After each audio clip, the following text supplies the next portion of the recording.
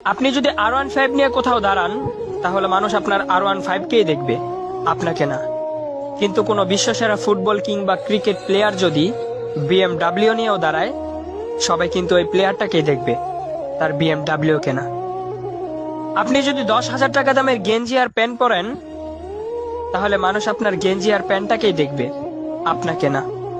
আর ওই প্লেয়ারটা যদি 50 টাকা দামের গেঞ্জিও পরে, তাহলে কেউ তার গেঞ্জিটাকে দেখবে না, সবাই কিন্তু ওই প্লেয়ারটাকেই দেখবে। তাই আইফোন লাগবে, DSLR লাগবে, বাইক লাগবে, বাবা মাকে এত প্যারা না দিয়ে, ব্র্যান্ডের পিছনে না ছুটে নিজেকে ব্র্যান্ড বানানোর চেষ্টা করুন। নিজেকে এমন ভাবে তৈরি করে তুলুন যাতে মানুষ আপনাকে ব্র্যান্ড বলতে বাধ্য হয়। আর আপনি যখন ব্র্যান্ড হয়ে যাবেন, তখন আপনার 20 টাকা দামের ছেঁড়া রুমালটাও নিলামে বিক্রি হবে লক্ষ টাকায়। আর আপনি যখন ব্র্যান্ড হয়ে যাবেন, তখন আপনার প্রত্যেকটা জিনিসও ব্র্যান্ড হয়ে যাবে। তাই নিজেকে ব্র্যান্ড বানাতে হলে নিজের সিদ্ধান্তে চলতে হবে, অন্যের না।